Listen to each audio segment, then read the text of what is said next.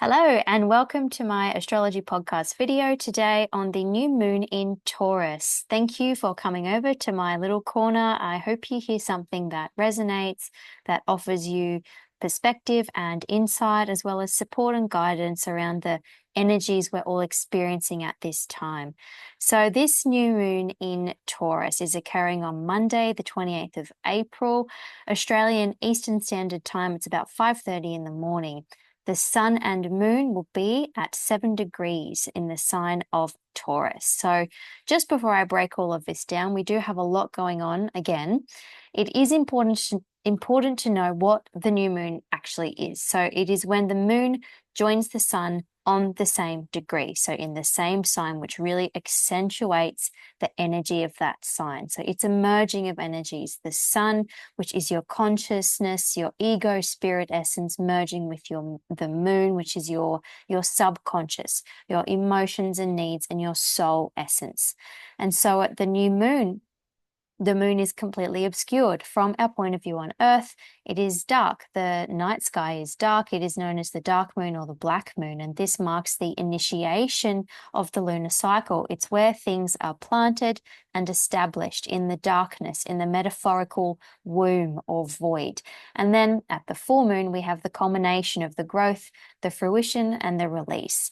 So at this stage of the lunar cycle, it's a very deep and quiet time. It's a time to set those intentions, plant those seeds, because the way is clear for something to grow at the new moon.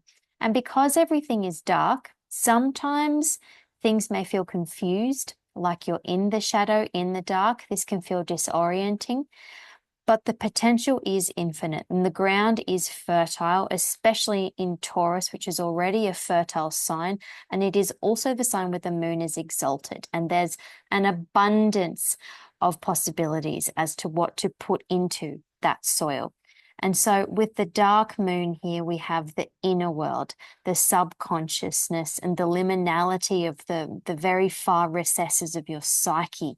This is your needs and emotions. All of this is made more prominent, made more eminent. It's brought to the fore, and it's almost like it's more accessible at this time, and especially because it is in the sign of Taurus, which brings things into form onto Earth.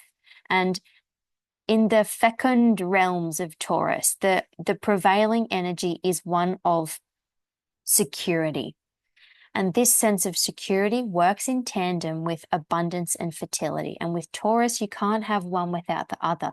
Your security and your stability create your abundance, and your abundance perpetuates your security.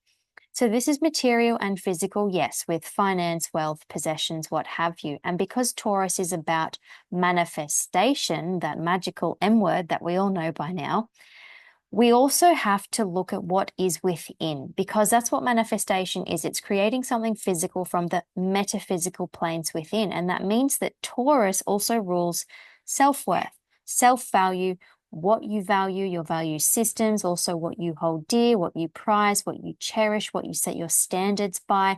And this is where Taurus's ruler Venus comes to take the microphone, because Venus is the goddess of love. And in Taurus, she rules luxury, treats, exalting in the senses. And this is also about loving your physical body as well. And Taurus is an earth sign of embodiment. So at this new moon, which, as I said, has a lot in play that I'm going to anatomize for you in a moment, this new moon is giving you the opportunity to put something into motion around those Taurus concepts of self-worth, abundance, and values. And this can be, yes, around your finances, your financial situation, your income, and also how much you think you're worth. This can be around your abundance mindset or lack mentality. It can be about appreciation and gratitude for the basic to the fine things in your physical world. As I said, this does also include your body. And this can also be around your personal value system or systems, what you value and what underpins how you love or desire things. So this can be a manifestation or intention setting around any of these themes. The manifesting powers of this new moon are strong. because that is what Taurus does. It grounds things. It realizes what it works on. And also, the moon is what we traditionally call exalted in Taurus, which is just a dramatic way of saying that the moon does really, really well in the sign of Taurus. So Taurus is a sensuous yin sign, literally being embodied by the yin power of the skies, the moon, the divine feminine. And again, I am just receiving really strongly that the physical body is really important here, because both Taurus and the moon are connected to well-being and your physical embodiment in this lifetime. So it's a lovely time to give your body what it needs, to be generous with your well-being, especially amongst the intense, fiery changes that we've all been moving through. So this can be a time to really ground into yourself, get that massage, eat well, enjoy something physical to really help to ground yourself. Now, if we just move on to have a look at the chart here, you don't have to look at the screen. It's not necessary. I'm going to be talking through everything anyway. But if you're curious, there is a giant orange cross that I've put on this new moon chart. Now, the new moon here is just on the lower left. So interestingly, just first off, what we have here is actually a supermoon, not as dramatic as the full moon when we have a supermoon when you can actually see it. You can't see the moon at this point in time. What it just means is that the moon is at its closest point of orbit to Earth. So this means that the force of the lunation, it's felt a lot more strongly, a lot more personally, or a lot more obviously. So we see the supermoon represented astrologically by Black Moon Lilith, so which is opposing the new moon at 5 degrees retrograde of Scorpio there. So Black Moon Lilith is this theoretical point in space. It marks the position of the moon's apogee, so its furthest point of orbit. So when she's opposing the moon, that means the moon is at its closest orbit or perigee. That's a bit technical, but we only know the position of this theoretical point by knowing the moon's position, usually at the conjunction or opposition. By the way, I use the true Black Moon Lilith, not the mean or averaged position. So when we have the new moon with the sun and the moon both facing down Black Moon Lilith, she's up against some scrutiny here. So just another technical note, because Black Moon Lilith, it's not actually a physical body in space like a planet. Most astrologers probably wouldn't use her in this configuration. And the reason I'm including her here, I think she's really important. It's not just because she's waving her flag at me saying, "Don't you dare leave me out." And also not because I do just routinely incorporate her in the same manner that I incorporate the moon's lunar nodes in astrology. So the north and the south node we all know of, they're points in space that mark the relationship between the sun and moon's orbit. And we all know that those nodes are very powerful. So the Black Moon Lilith is also to do with the orbit of the moon. And I'm including her because I also think that she's powerful, and I explain this in my most recent forecast on Patreon, we've had this ongoing T-square with the sun in Taurus already aspecting this very famous and powerful Mars-Pluto opposition, okay, which means we have a T-square here. The missing corner of that T-square configuration that balances or alleviates or gives guidance, perspective, direction to the tension that we're going through with this T-square is to incorporate that missing sign, which here is Scorpio. And now, as Mars is perfecting its opposition to Pluto the day before this new moon, and then as this new moon comes into play to aspect this opposition, what should come along but something to fill that empty sign, that missing piece? Here we have Black Moon Lilith. So that's why she's important. That's why I'm incorporating her. She's going to be telling us what we must be incorporating, including, and accepting in this process. Or beware of the fury that hell hath none. So I'm going to analyze all of that in a minute. But what we have working with this Lilith new moon opposition is the Mars-Pluto opposition. So the sun, which remember is part of the new moon, has already been working with both Pluto and Mars over the last week, which I've discussed in more detail on my Patreon.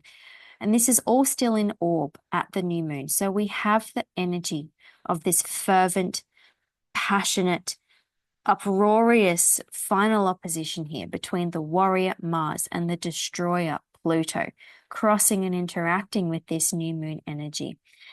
And what this does, which is what this big orange cross square thing on the screen is this Mars-Pluto opposition crosses that Black Moon Lilith new moon opposition. And this is what creates a grand cross or a grand square. So that's what I'm going to break down and atomize for you. It just means there's a lot of tension here. There's a lot of different energies in the mix, which are all wrangling with each other, proffering their own energetic signatures for consideration, pulling you this way and that way. And these signatures, they singularly don't really harmonize smoothly with another. But what's interesting is that if you put all four corners together, these four squares and these two oppositions making up the grand cross, on the one hand, you can have a stalemate or a stuck in time energy because these are all fixed signs. They don't like change or difference of opinion. Or because we have each sign represented in the whole evolution of the fixed energies in the zodiac, we can have not only a balancing, but perspective and evolution itself. So growth, creation, the light bulb moment, or the sign showing you the direction, the sign showing you how to create. And the thing with the Grand Cross is that it can be like a crossroads. You can feel like you're coming to a crossroads point in your life here. And you have four energetic pathways influencing where and what your next move is and the direction that it's going to eventually lead to. And as I said, you can feel stuck, you can feel in limbo, stagnant, at a stalemate, pulled in too many different directions, or you can feel enriched by all facets of the situation. You can gain the wiser, more holistic outlook. You can have the perspective that can aid you in navigating the energy of a situation, whatever this is for you. And the cross is a very old sacred symbol. I mean, we have the cross of matter, we have the four directions, the four elements. And so when this is all integrated, it really pinpoints just this fathomless well of creative potential. And with the Grand Cross, the journey to that does entail friction and potentially forced growth or change. And in this in this instance, that friction and tension is really amplified because these fixed signs feel very unnaturally towards that forced growth, change, evolution, whatever it is. So you may be feeling this in some area of your life. So the Taurus spheres of life that I've outlined before, or in the Taurus house in your chart. But this is also incorporating three other different spheres, three other different energies. So it's likely that you have a few variables in play and that it doesn't feel comfortable. But one affirming thing to note here is that when this fixed energy turns the engine on, there is no stopping it. There is just this wealth of tenacity, creativity, power, and vision with the fixed energy when it's activated and channeled. There is no stopping it. There is full motivation, full endurance here to go for what you want. So I really encourage you to align yourself with this well of frequency within you, this fortitude of Taurus, this heart-centered creative drive with Mars in Leo, with that alchemical magic of transformation with Lilith there. And of course, with that subterranean instinctive urge for freedom with Pluto. Easy, right? So let's get right into it. So what I'm just going to do is recap that Mars-Pluto opposition for those of you who aren't on my Patreon, and then I'm going to incorporate it into the new moon lessons. So Pluto is really hitting up against where you don't feel free in your own power and what you need to end to transform. So this new moon in Taurus wants security, abundance, love, worth, to feel grounded. And this square to Pluto in Aquarius, it's showing where you may not be, or as I said in my Patreon forecast, where you may not be or where you may not feel free to have that. So where are you not free to express and be yourself with security in a very grounded material way, and that's the sun in Taurus. And with the moon, it's where do you feel like you may feel unsafe, where your well-being is challenged, where you're in the underworld, or you're small and overpowered when it comes to security of your emotions, security of your needs, what you need to feel like you belong. And this can also be around any sense of unworthiness coming from your own inner value systems, which Taurus rules. And so this is how you value yourself and how you value your life as a whole. So with the Mars opposing Pluto here coming into the mix, we have a sense here of what parts of the ego, what parts of that assertive drive to be yourself, what can be transformed and empowered about that. Now, this is through, because it's an opposition, this is difficult. This can be through the recognition that there are toxic parts of your life, your world, yourself. They've served their purpose in your survival and how you feel safe in your identity, what you identify with and how you express. But it's now clashing with that undeniable force, which is Pluto, that is here to liberate you from whatever deep psychic complexes have been keeping that true identity underground, keeping your true self essence, your colorful, brave self in the dark. Pluto demands the truth, okay? And Leo can sometimes put a mask on. It can act, it can perform. And now Mars in Leo is being faced down by this Pluto in Aquarius, and it's an opportunity to really liberate yourself from any facades that you've been putting on. And this is confronting, this is scary. There are fears here to be faced. And I've said this before, that this can be part of an ego death process.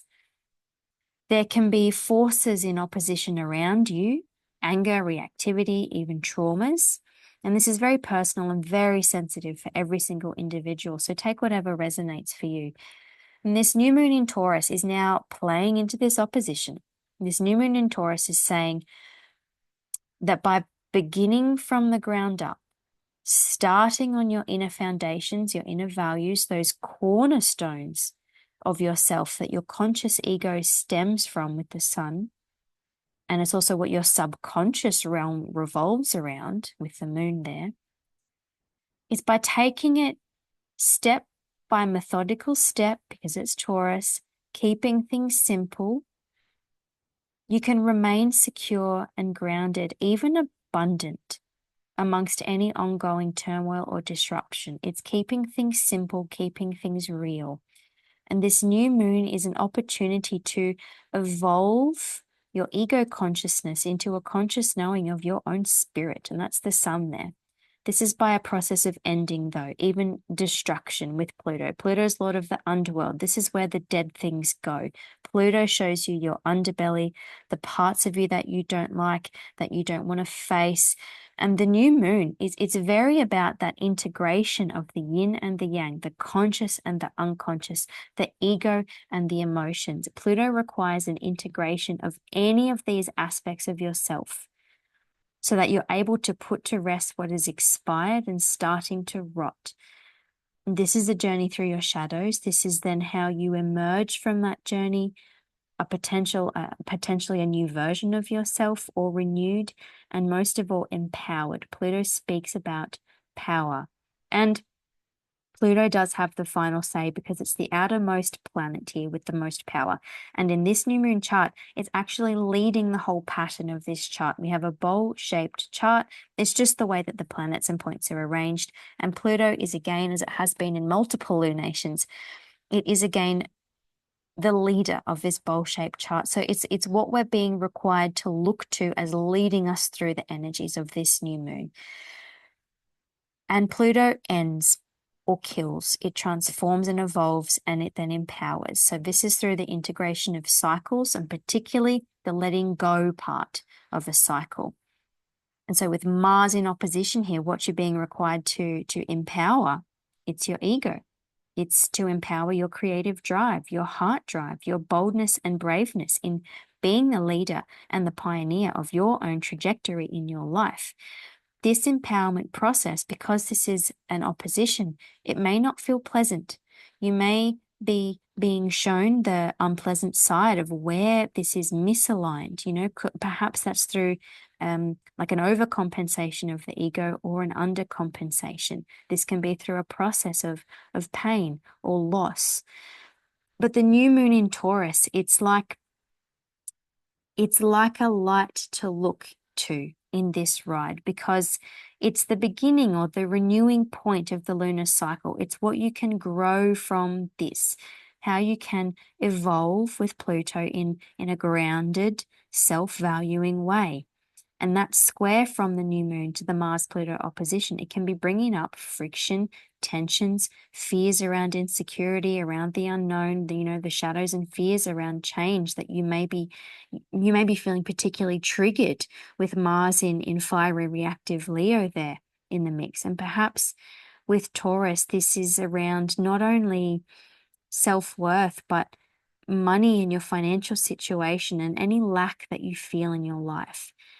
Pluto is in Aquarius. Aquarius liberates, it breaks free, it shows the path to freedom from all of this. And that in itself may be what is causing fear, that potential to be free. Because these fixed signs have, they have issues with throwing the baby out with the bathwater. They like to cling on to everything just in case, but because, we can integrate things here because we have all fixed signs occupied in this configuration, which means you have the ability to have the outlook, the foresight, just take the baby out before tossing away the bathwater. So in other words, we do have, I keep saying this, but we do have perspective, and therefore you have all the power to integrate and to choose. And this grand cross, again, it can be representing a grand crossing of some kind of a choice, some kind of a shift here. So this is now bringing us to transiting Lilith, so who has come to the party, and she's fulfilling the corner of the T-square that made us a bit lopsided in the week, making this a grand square or a grand cross. Now, Lilith is making her way through Scorpio, and in her very, very erratic orbit, in which she is retrograde, then direct, then retrograde, and then direct, she just so happens to land right here in this configuration at this new moon during this Mars-Pluto opposition. Of all the times, it's now. So this is a very fated energy here as well. The Grand Cross sometimes can feel in a way that things can be fated or destined or meant to be. There can be that sense as well. So what Lilith is, she represents the rejected or repressed parts of you. And she also represents where to draw a line and remain in your independence, autonomy, and sovereignty in your life, in yourself, come what may. So when repressed or undermined, she can also represent the parts of you or the parts of your life which can have a tendency to torment or preoccupy you in unwelcome ways. She, in mythology, she's the woman who said no. And by doing so, she maintained her self-respect and dignity. She also defied convention and expectation by doing so, and she was vilified and demonized by others because of it. And so what Black Moon Lilith is doing here, confronting this Taurus new moon, which conversely is all about playing it safe, keeping to convention, keeping same, doing things in the name of security and productivity, prizing comfort rather than daring. So we have somewhat of a conflagration here with the Mars-Pluto evolutionary process finalizing on the one hand, pointing to the new moon in Taurus, which is about your self-worth, values, and abundance. And then on the other hand, this opposition is pointing to Lilith, which is asking you to go deep before anything can unfold.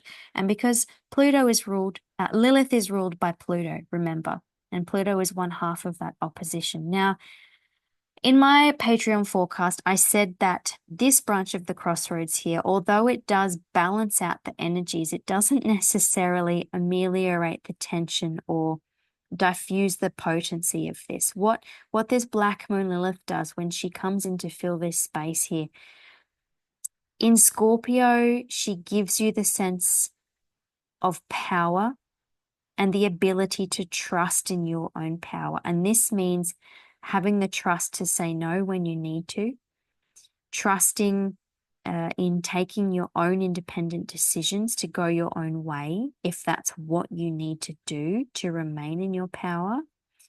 And an interesting thing to note is that Mars in Leo and Lilith in Scorpio, they're sort of both on the back foot in this grand cross, because Lilith is being ruled, as I said, by one point of this cross, which is Pluto, and Mars is being ruled by another point in this cross, which is the Sun, because the Sun rules Leo.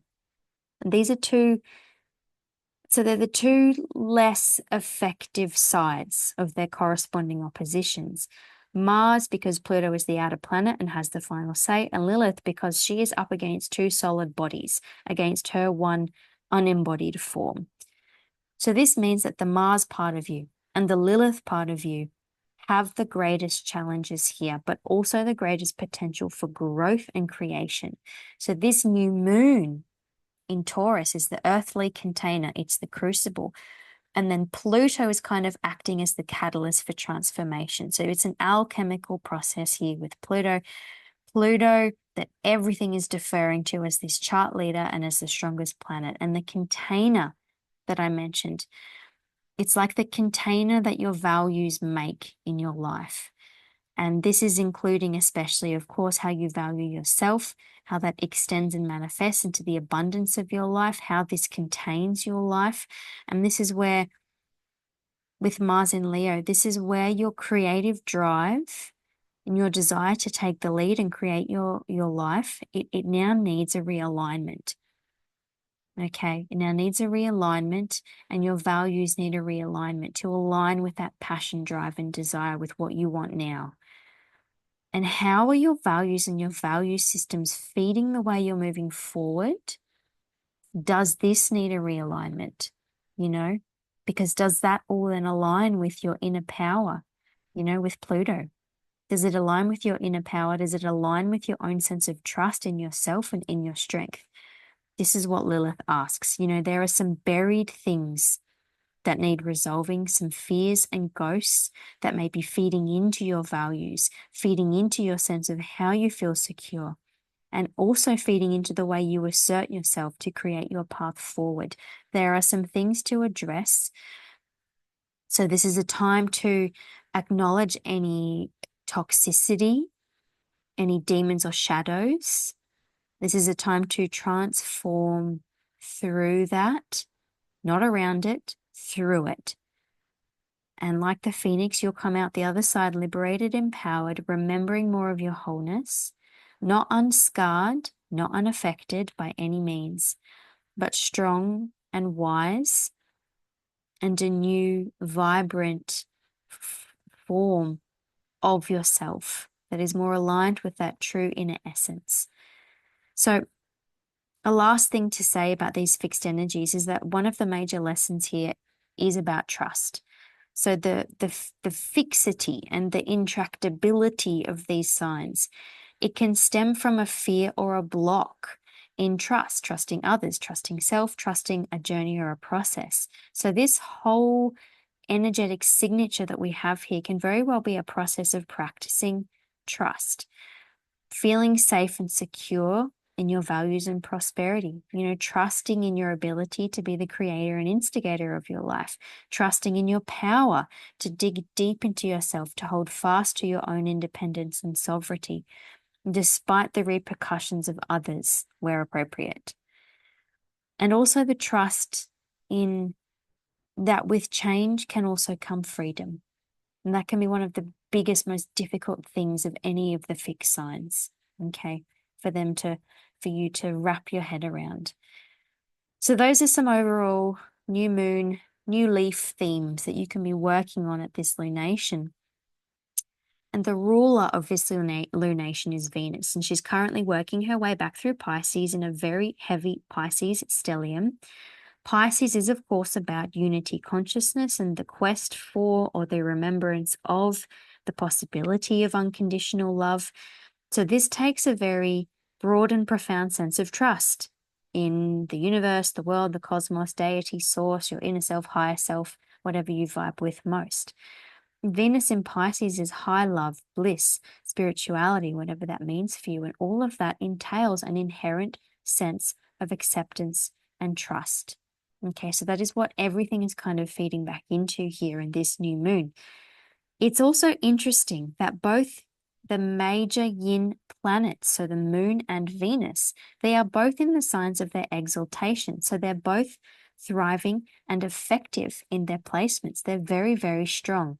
So in the face of the heat and the yang and the expressive, bombastic nature of this Mars-Pluto opposition, there is still a receptive, encouraging, sustaining, nourishing energy here that is very substantial in Taurus, and it's very influential.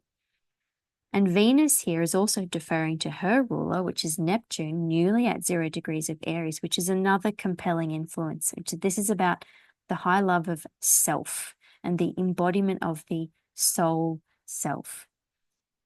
So that is what everything here is kind of being infiltrated by. So this fixity or any stewing or any immovable tension around anything that could be this conflagration of forces, egos, anger, clashes, willpower. By just keeping all perspectives open, keep on coming back to your heart to center, keep connecting to your own energy within your own energetic boundaries, trusting in the solidarity of your own instincts with the moon in Taurus, and feeling into the love and acceptance of your own desires and where they're calling you with that Venus in Pisces stellium can really be a balm and a supportive thing during this time. And if that Mars side of you flares up, center in your true self. If that Lilith part of you reverts to power games, toxic games, poisonous ways of feeling or thinking, feel into why. Go deeper into the instinct, to the raw primal core. Look it in the face. What is causing me to react or respond like this? Where or how do I feel so disempowered or repressed that I need to resort to power games to feel secure? Is this ego with Mars? Is this survival? Does it still serve me? How can I transform my self-worth to honor myself better than this? And this stuff it's not easy. I'm making it sound very trite, and I'm sorry if that's how it's coming across. We do have confrontation here, whether within or without. But Venus in Pisces ruling this new moon, it's allowing you to dip into the healing waters of understanding and also of love and compassion. So try to instill some of that Pisces trust and wisdom and compassion amongst yours or anyone else's anger and reactivity, and especially what you see triggering you on the world stage at large at the moment as well. Now, onto the fun bit, the tarot. Today I'm using the Botanica Tarot by Kevin J. Stanton. It's a very earthy and Taurus-y kind of a deck, and so I also like it because it's a bit darker and mysterious, which sort of works in well with the mood of the earth at the moment in the southern hemisphere when we're heading into the dark half of the year with Samhain. Now, the first card is the 9 of Cups, represented by the baobab tree. And the second card is the 4 of Swords with the snowdrop there. Now, these are two very benign cards. They're very placating, calming, soothing. They're not fiery, not dynamic, and they're not necessarily challenging on the surface. I mean, the 9 of Cups is about fulfillment. It's known as the wish card. And the 4 of Swords is about rest and recuperation. So I think in the face of the dynamism and the drama of life, this is some advice as to what to embody. And with the 9 of Cups, this is gratitude and joy, and what to practically do. And the 4 of Swords is advising nothing. So this can be the challenge. It's not to react. It's not to lash out. It's to feel, to intuit, and to let things calm, to let things be until the dust settles. That's my first intuitive hit that I get when I pull these two cards in the face of this very potent, very intense, friction-filled new moon. So let's analyze this a little bit more. Now, this Nine of Cups on the left-hand side, it's got a lot going on. It's abundant, it's blooming, so it's producing, and it has fruit, so it's representing sustenance. And these vessels on the card, these little red vessels, they're actually a type of jug that retains coolness and moisture in the heat. Now, the baobab tree itself is a desert tree, which it's kind of like the camel. It can retain a lot of water for when there is none, so no rainfall, no water source. And this allows the tree not only to survive, but even to thrive and flourish in the very harsh environment of the desert. It's just interesting because this card is a card in the water suit, the cups.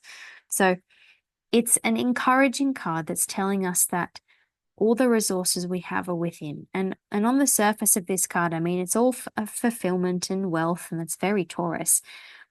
But there's a determination and a toughness and an endurance that goes into producing that wealth. I mean, there are practical, necessary mechanisms that are required that this tree uses to flourish, to bear fruit. So this is about self-sustenance. This is retaining what you need to prosper and dispensing with what is detracting from your abundance. And this tree, you know, even though when you think of the baobab, it's a very iconically desert tree, and not just Africa. Fun fact, there is also a species that grows in the Kimberley region of Australia. You know, this tree, it's iconically a desert tree. It lives in a harsh, even a very dramatically harsh environment. And the symbolism of this card is actually around water and life and nourishment and sustenance. And so it's really calling to the fact that that's what this tree is providing, not only for its own survival, but it also serves as a water source and a food source for humans and animals. You know, it's shelter when there is nothing else there. So this could even be a little nod to that Venus in Pisces in the watery, bubbling realms of bliss and healing and love and soul knowing. So this is a nod to the way to nourish yourself, to heal yourself by really looking at everything you already have in your life, everything that you have at your disposal within you, your own inner resources. This can lead to a sense of trust and gratitude as well, you know, acknowledging how tough and enduring you are, how far you've come. I mean, this is a 9, so we're at the completion side of the suit. So maybe also because this is the final pass of the Mars-Pluto opposition, this is the third of 3, there's something here that you're probably closing out and moving away from. And this can possibly be a nod to that final crescendo that's really allowing you to see, know, feel, acknowledge how much you really do have within and without. So this is a card, I feel, of hope amidst a time that may feel barren or brutal or inharmonious. It's really a reminder of those innate riches you have within, and that's very Pluto. So it's a reminder for the capacity for self-nourishment. It's really necessary here. But on the flip side, though, on the shadow side of this card, you know, there's actually a fair few myths around the baobab tree that the trees were too restless or too boisterous or too prideful. So the gods actually had to literally put the trees in their place, and they turned them upside down in the soil so that they wouldn't move anymore, so that they would stay fixed in place. And that's why the foliage of the trees appears scraggly and there's not many luscious leaves. There's lots of different variants on that myth, and I could wax lyrical about it for a long time, but I'm not going to. But the flip side of the 9 of Cups is that it can be about smugness or complacency or overindulgence. And there can be a tendency towards this, especially with the strong ego themes in play and the strong Taurus energy, which can tend to leaning on the finer things in life a little too much, or taking a bit too much pride, or setting the standards too much on your wealth and possessions. And then the 4 of Cups here is sort of another hopeful, restful card with the snowdrop there. The snowdrop is a symbol of hope. And this card can be about exhaustion, needing to revive and recuperate by stopping, resting, giving yourself the energetic time and space. And so the revival here is obviously represented by the snowdrop blooming after lying dormant throughout the cold winter. So it's another card actually speaking to an inhospitable environment. So maybe that's what you're experiencing. Maybe you just aren't able to thrive in certain conditions. And that's where the friction is coming from. That's the realization and acknowledgement you're coming to. This is what needs to change. So I mean, yes, the Taurus energy is about endurance, durability, being able to stick it out and just keep working, just keep going, not giving up. I mean, it's a fixed sign. It can get stubborn. It can dig its heels in. And yes, that Nine of Cups was reaffirming that you have all you need within you to sustain. But maybe with this Four of Swords, it means that you still have everything that you need, even if you stop. Even if you stop what you're doing, take a step away, you'll still have enough to keep you going. In fact, you may even have more, because there comes a point where you have to stop, because nobody can go forever. You just become a husk of your true self. You know, maybe the trust and the realization that you are all that you need will come when you take the time to rest and revive yourself. The snowdrop can even represent a kind of a Pluto journey, you know, staying buried in the deep cold of winter and rising again and blooming in the light of spring. It's a very phoenix kind of a story. So there could be a rejuvenation at this new moon, a rejuvenation of your mind and mentality, because this is the suit of air. Pluto is also in an air sign, Aquarius. So this could be a revival of any ideas, innovations, futuristic wishes that are going to break you free of your paradigm. I mean, this new moon could be a restarting or a starting of that through some kind of regeneration that can only come from resting the mind, changing your mentality. And I'm just getting the message to take your ego out of it as well. Thank you. So there is a strong message of acquiescence or acceptance in the Four of Swords too. I mean, you can see that in this card, all the swords have been put down, point down. They're not pointy. They're not effective anymore. And the head of the snowdrop is actually bowing. It's facing downwards. So keeping on the vein of Pluto here, and I know I say this a lot, but Pluto shows what you do not have power over.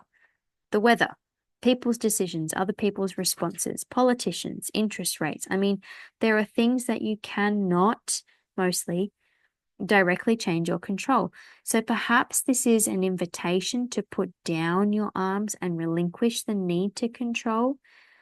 I mean, it's a very fixed sign attribute as well, needing to feel that control and that power, which is coming from insecurity, fear, mistrust. So maybe the Four of Swords here is just inviting us to release what is not in our control and just see what energetic space opens up from that. See how much more energy you may feel. You may feel rejuvenated once you relinquish that. Okay, so that's it for my reading on the new moon in Taurus. Thank you for making it to the end. I mean, we have an intense one on our hands, but you know, it's all in your power how you handle it. If you want to know more about this Mars-Pluto opposition, I go into more detail in my forecast on Patreon. If you want to learn more, I hope you enjoy the senses, feel the love, turn a fresh leaf at this Taurus new moon on the 28th of April. Thank you for keeping me company in my astrology ramble, and I will see you in my next podcast video. Ciao.